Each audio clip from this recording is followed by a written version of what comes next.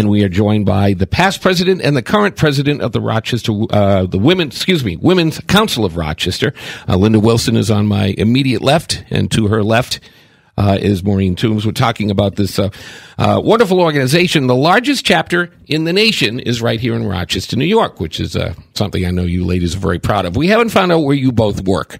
So, Linda and Maureen, why don't you give a little plug for your individual businesses? Okay, I'm an associate broker with Council of Realtors, the Brighton office. Right near me. Mm-hmm. And I'm an associate broker with Keller Williams Realty of Greater Rochester. Two great names in the industry. Do you ever compare notes? No, we don't need to compare notes. Don't need to compare notes? We both know that we're good. So as real estate agents, the real estate news today had a little bit of information on homes to questions to ask at an open house. So since you ladies have been in the business a long time, one thing that really stood out is the question of why are the owners selling? Now, the explanation given here is that a real estate agent is likely to keep that quiet. But why would that be a good question to ask? I believe it'd be a good question because that way you can see how motivated they are. You know, if they have to relocate because of a job, then they're very motivated to sell, which will help you with the offer that you present to the seller. And would there be any reason why, like, you wouldn't give me that information, or why I shouldn't know that, or how do you approach it if somebody were to ask? How do you keep that on the down low? Well, the way that I approach it is when I do a listing presentation and I'm going to accept a listing from any seller, I let them know that during an open house, there are all kinds of questions that are being asked of me as a listing agent. And you have to let me know right now and up front, do you want me to answer these questions? I don't have to. It's your personal private information, and we can keep it that way.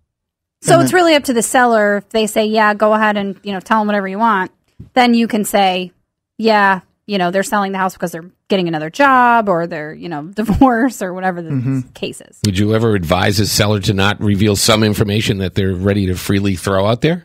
I would possibly advise them on certain items not to be revealing things. Our listing agreements have a significant amount of information in there that does disclose certain things that might be important if somebody were writing an offer on the property. Mm-hmm. You go along with that, Linda, or do you have a different viewpoint? No, I agree with you. Okay. Now, what do you tell the buyer? If I say, are they getting a divorce or what? Why are they selling this house? Do you tell me to just shut up and leave, or do you give me a nice, delicate, explanation and dance around the question? Well, if they don't want the information revealed, then, of course, I can't reveal it to you. Yeah. I would say I could always ask the seller again to see if they would like this information known, but if they don't, then they don't. And then you just tell me as the buyer, take a hike, buddy, get out of my face. How do you delicately... I'd probably ask you, why is that important to you? Oh, that's a good one. There you go. Ouch. And then I'd feel embarrassed and leave. That's perfect. Well, no, because you might, just kidding. to her point earlier, you might be interested in if this is a motivated sale. If you're motivated to buy it, you want to know kind of what your time frame is. I can understand that. I remember when I bought my house, we were kind of in a crunch. We were, leaving one place and trying to get into another one really fast. So we wanted to make sure, that things were going to move along quickly. And let's face it, some stuff is no one's business. Right. Is that how we can sum this up here? But sometimes it helps a buyer in knowing whether they should move forward. Because, for example, if you guys had a person that was moving because they bought a bigger home, they wanted a bigger home. You can say they bought a bigger home. It's going to take them 6 months before they could get in there. Then me as the buyer looking at this house, I can say, because I needed to sell my house. I got 6 more months to play with. That kind of would put me in a comfortable situation in my mind anyway. But if a person's selling a house because the homeowner got fired from his job in an unglamorous situation, that's really none of the business of the person. Am I on track as a there? listing agent, we might not even know that. Yeah, okay. Because we don't get to know every little tidbit. They don't always share with us every single item. You don't get all the juicy stuff. That's affecting them and why are they selling. And it's probably a good thing. So one of the things I've learned to do at an open house is when I do get those questions, like... for example, the one you just asked me, Pat. Yeah.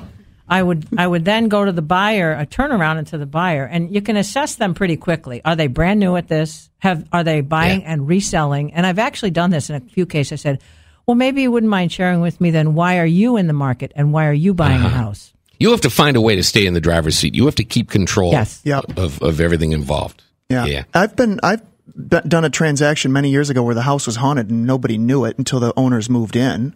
The sellers didn't tell, and I resold that house. Nobody ever asked me if it was haunted, so I didn't disclose that. Was I supposed to by law? I think I am. Depends if you believe in haunted houses. There you go. There Good answer. That's the last thing I would ask. That's interesting. Yeah. I'd like to share with you later where that house is because I have a feeling I know it. Oh, Really? I don't know. This was on the outskirts, not in Monroe County. Oh.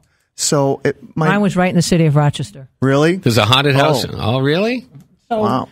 Can we see it? Can we see not by me. Can we see it from our High Falls studios here? If I get up on the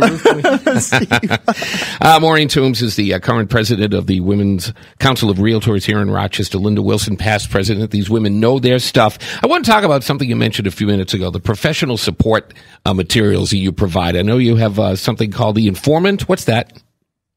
Linda.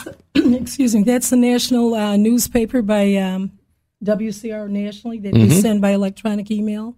Plus, us locally, we have a newspaper called The Informant. Yep. So that comes out 4 times a month. 4 times a year. We take articles from every part of our organization, whether you're an engineer and you have something to say. Okay. Whatever. And we keep people informed. And I believe the national online publication you were referring to is called eConnect, right? Yeah, and are those readily? You have to be a member to see these online pieces, or can you just check them out? Well, if anybody went to WCR.org, you could access any of their newsletters just like any other person. There's certainly a member sign in, and then there's a public sign in. People publicly can sign into WCR.org, or they can sign into WCRRochesterNY.com and see our informant, which is very informative. Our next issue is coming out before the end of this month. Excellent. Do they have do you have dues that you pay to be in the organization? Is it something that scales down after so many years, or do you just pay the same amount, or goes up based on? We have dues certainly, and actually the dues that we receive after we have a dues right now that's $135 annually for us. It's the same dues that we have for our affiliates, and our affiliates are relatively smaller than us because we don't want to overpower the affiliates. We wouldn't be able to give them business then, after all, would we? So we have a ratio that's close to a 3-to-1 ratio, and our dues we don't really receive a whole lot of dues from national. Out of all the money that they collect, we collect it for them at $135.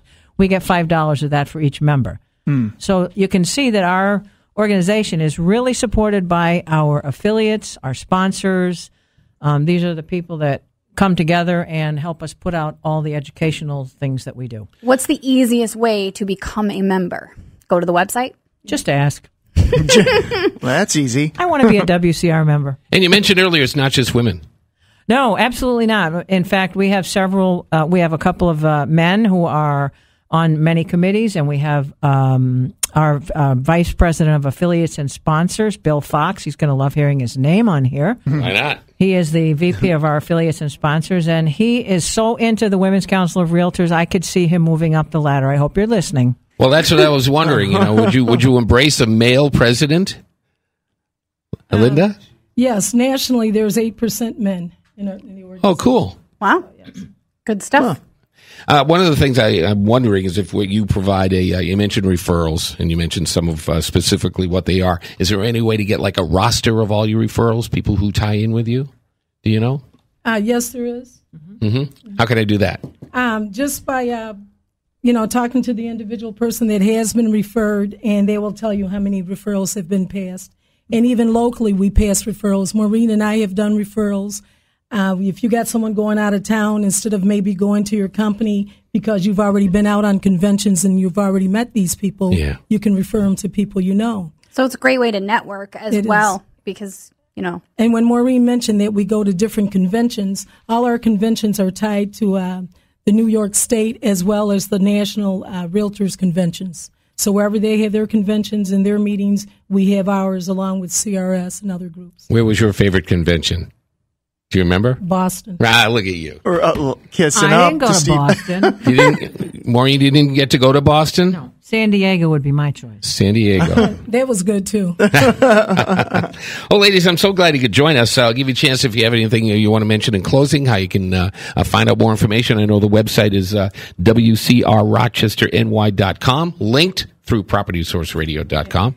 Maureen mentioned that our dues is $135 a year, but out of that $135 a year, we also have scholarship programs, and our scholarship programs are $100. So you can get $100 for self-promotion, you can get $100 towards education, and that minuses your dues. That's awesome. Oh, that's beautiful. Wow. All right. Love it. You're going to get out in the nice hot weather now. Thank you for joining us for the past half hour. Ladies, both Linda Wilson and Maureen Toombs from the Women's Council of Realtors. The website again, WCRRochesterNY.com. A little bit long. Trying to get a shorter one. Or you can go to Facebook, too. There we go. There we are. There you go. There it is. There it is. And, of course, we're linked to PropertySourceRadio.com.